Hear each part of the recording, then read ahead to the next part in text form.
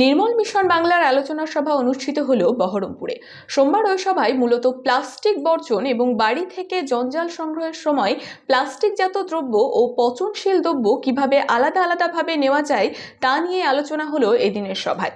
এদিনের সভায় উপস্থিত ছিলেন মুর্শিদাবাদ জেলার জেলা শাসক সহ সকল সরকারি আধিকারিকবৃন্দ। আমাদের যেটা দাবি সেটা হলো মূলত এটা একটা নিউ কনসেপ্ট আমাদের গ্রাম লেভেল, অন্তত শহরে আমরা বিভিন্ন ওয়েস্ট ম্যানেজমেন্টের মাধ্যমে আমরা ওয়েস্টগুলো কালেক্ট করি এবং ডাম্পিং গ্রাউন্ডে নিয়ে যাই, সেখানে রিসাইক্লিং হয়। কিন্তু গ্রামের মানুষগুলো এটা অভ্যস্ত নয়, সেই যে কাজে অভ্যস্ত করতে আমাদের কিছুটা সময় লাগবে এবং এই কাজে যে বিভিন্ন ফান্ডিংয়ের ব্যাপারটা, সেই ফান্ডিংয়ের ক্ষেত্রে যেন আমরা এই যে SBM সেখান থেকেই সব খরচটা করতে পারি, তার জন্য কিছুটা আমরা আবেদন রাখতে চেয়েছিলাম পঞ্চায়েত লেভেলের। কারণ পঞ্চায়েতে মাত্র দুটো ফান্ড আমরা পাই, 5th এবং 15, তাতেই টোটাল ডেভেলপমেন্টের কাজ করতে হয়। কিন্তু এবার এই SBM-এর কাজটাও যদি সেখান থেকেই করতে হয় তাহলে অটোমেটিক কিন্তু ফান্ড শর্ট আমাদের হয়ে যায়। এইটা যেন SBM-এর একটা ফান্ড আছে, সেখানে ক্রাইটেরিয়া আছে যে এই কাজগুলো করা যাবে, এইগুলো করা যাবে না। তো এই যে করা যাবে না সেই ব্যারিকেডটা যদি তোলা যেত তাহলে SBM-এর কাজটাকে আরও আমরা ফাস্ট করতে পারতাম।